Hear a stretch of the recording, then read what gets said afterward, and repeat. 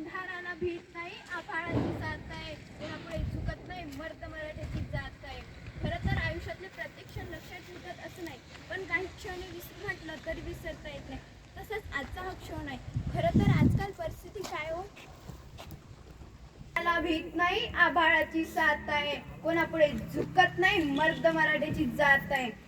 खरं तर आयुष्यातले प्रत्येक क्षण लक्षात ठेवतात असं नाही, पण काही क्षण विसरू म्हटलं तरी विसरता येत नाही. तसंच आजचा हा क्षण आहे. खरं तर आजकाल परिस्थिती काय हो, घरापुढची तुळशी गेली आणि घरातली माणसं आळशी झाली. घरापुढचा सडा गेला आणि घरामध्ये राडा झाला. घरापुढची रांगोळी गेली आणि घरातली माणसं रांगोळी झाली. आज आईची झाली मम्मी आणि मम्मी खेळते मोबाईल वरती रम्मी. आज बापाचा झालाय डॅडी, डॅडी प्यायला लागलाय ब्रँडी.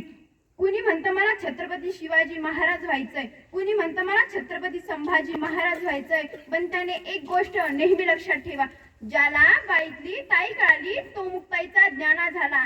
ज्याला बाईतली ताई कळाली तो मुक्ताईचा ज्ञाना झाला. ज्याला बाईतली मैत्री कळाली तो राधेचा श्याम झाला.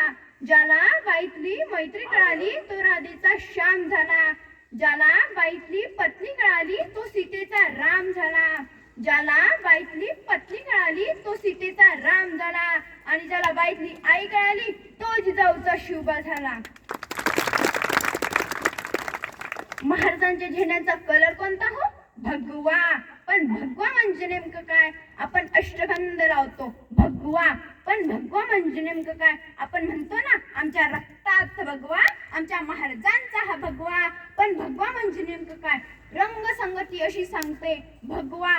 भ म्हणजे भयरहित, ग म्हणजे गर्भहित आणि वा म्हणजे वासनारहित. या 3 शब्दांचा अर्थ म्हणजे भगवा.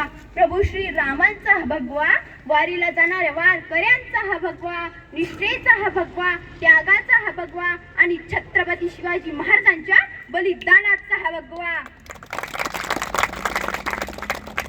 स्वप्न पूर्ण झालं नाही म्हणून रडायचं नसतं, रंग उडाले म्हणून चित्र फाडायचं नसतं. फक्त एक लक्षात ठेवायचं असतं की सगळं काही आपलं नसतं, कदाचित आपल्या दुःखात दुसऱ्याचं सुख असतं. माणसाला हव्या असलेल्या गोष्टी मिळत नाही, पण नको असलेल्याच गोष्टी माणसाला का हव्या असतात, याचं उत्तर सुरेश भटांनी अगदी छान सांगितले. आयुष्य खूप छान आहे, आयुष्य खूप छान आहे, पण थोडं लहान आहे. रडतोस काय वेड्या, लढण्यात छान आहे.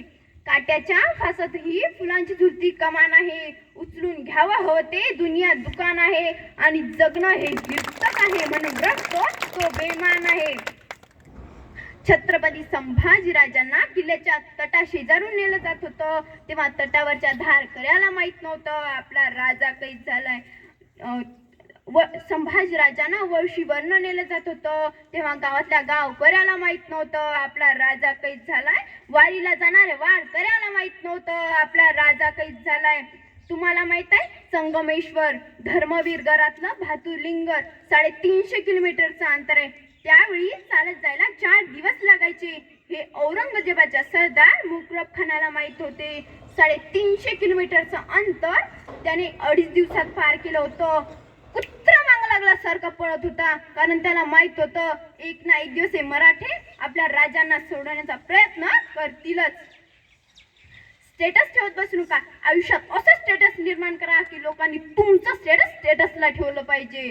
350 वर्षांपूर्वी असा एक माणूस होऊन गेला ज्याने स्वतःचं स्टेटस निर्माण केलं, आणि 350 वर्ष होऊन गेली तरी आजही लोक त्यांचं स्टेटस स्टेटसला ठेवतात. The name of Chhatrapati Shivaji Maharaj.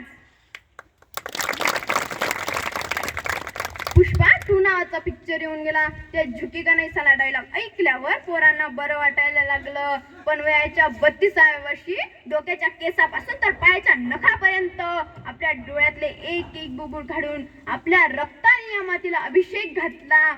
आणि त्या औरंगजेबासमोर रुमारून झुकेगा नाही साला, त्या औरंगजेबाला स्वतःची औकात दाखवणारा सर्जा संभाजीराजा आपला आदर्श असला पाहिजे. मुलांनी पुष्पाची तिकीट काढून नेली हो, त्यांना झुकेगा नाही साला म्हणणार पुष्पा आवडायला लागला.